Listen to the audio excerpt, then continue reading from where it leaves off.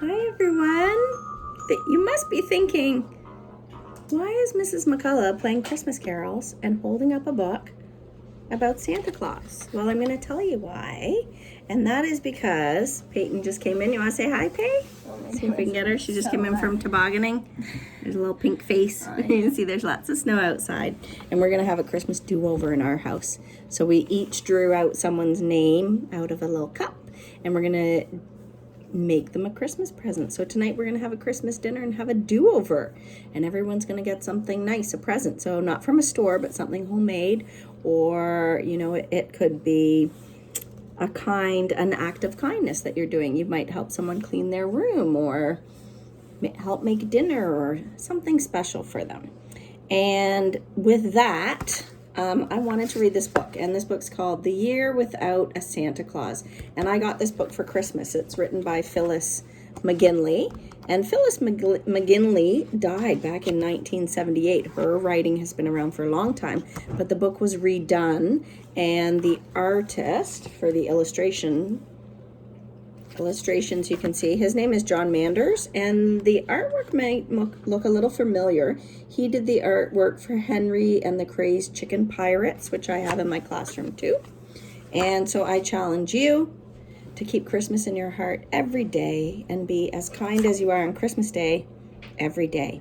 And this is a really tough book. This is the third time I'm going to try and read it and record it.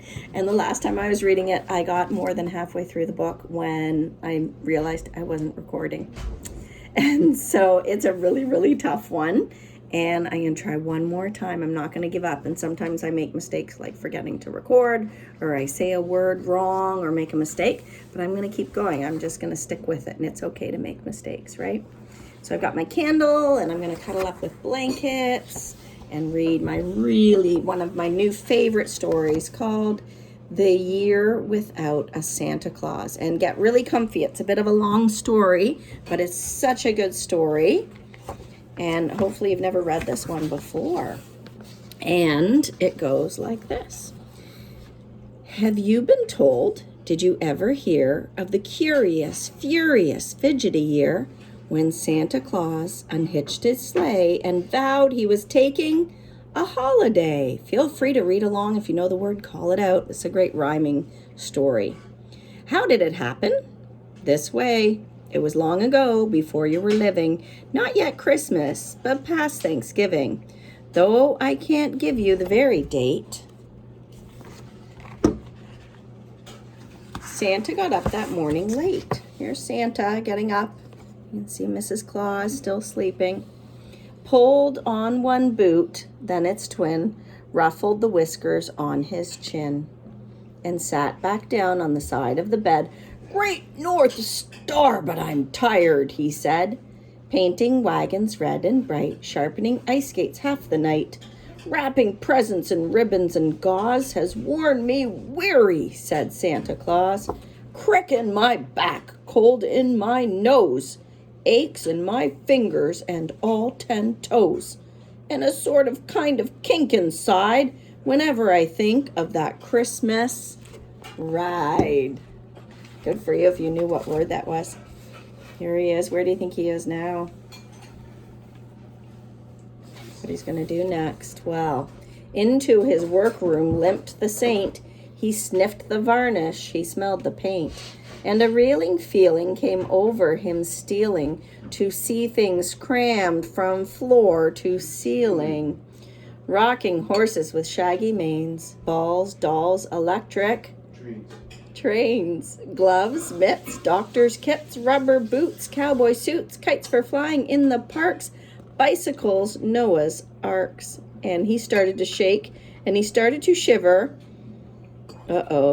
At thought of the load he must soon deliver. That's a lot of work. And normally he seems to love the work, but I think he's feeling tired. And he sighed, oh dear. And he buttoned his vest. I wish one year I could take a rest. When the words were out and he stood stock still, and then he whispered, I think I will. He cried with his eyes ablaze, everyone else gets holidays. Sailors and tailors and cooks do. Policemen and writers of books do. Oh, tamers of lions and leopards, preachers and teachers and shepherds, watchmen, Scotchmen, Spaniards, Turks, butchers and bakers and grocery clerks. They take time off as Christmas nears, all except me, so it appears.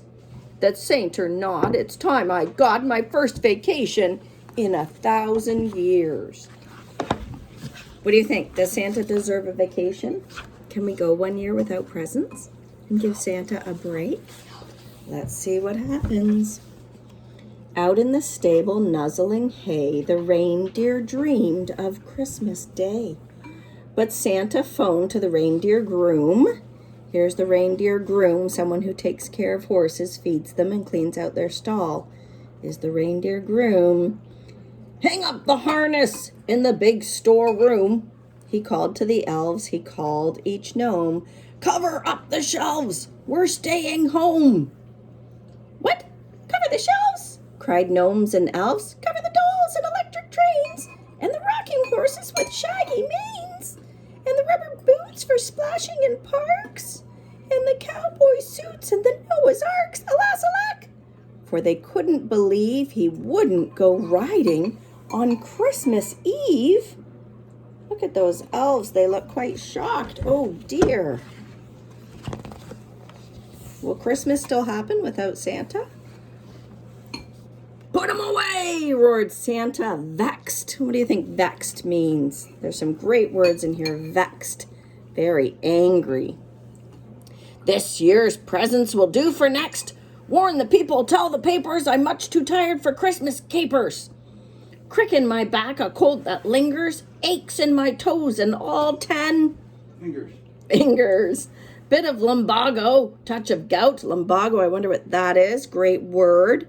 It's a fancy word for a pain in your back. Climbing down chimneys is simply out. I may be the saint of the children's nation, but this is the year of my first vacation. Good for Santa. He's got to take care of himself, doesn't he? So here's the newspaper. It says Santa says, too tired, not coming. Well, you can imagine more or less what happened when the news reached the press. Headlines screamed, wires went humming. Santa says too tired, not coming. And as the word flashed far and wide, you should have heard how the children cried. So violently they sobbed their griefs, the shots ran out of handkerchiefs. Their tears filled up the kitchen sinks and cellars and empty skating rinks. They wept in school. What do you think wept means? To cry is to weep. They wept in school, at play they wept. They dampened their pillows while they slept. Before those darlings' eyes got drier, all the rivers rose 3 feet higher.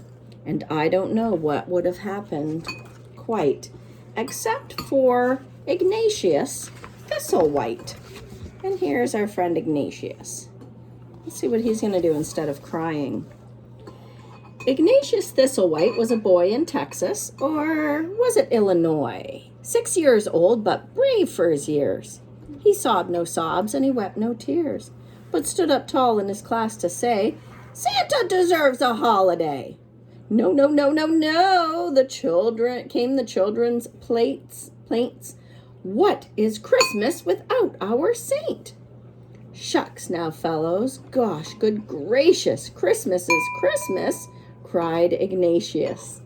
And everyone tells me whom I've met, it's a day to give as well as to get.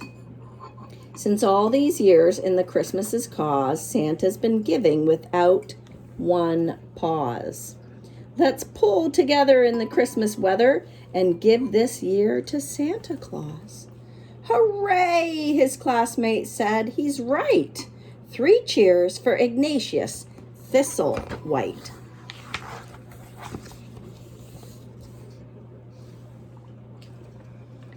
Fast as a hurricane, children hurled their happy message around the world. Over each continent, isle, and isthmus. Oh, more great words. I wonder what that means. You have to ask someone really, really smart or look it up. Maybe it's a piece of land. You'll have to look it up, though. Let's give Santa a Merry Christmas. With snow, the earth was already whitening, but they rolled up their sleeves and worked like lightning. They opened their piggy banks, racked their brains. They chartered buses and special trains, and ships and sledges and hydroplanes. To reach the pole by the 24th was all their goal. Do you think they're gonna be able to do it?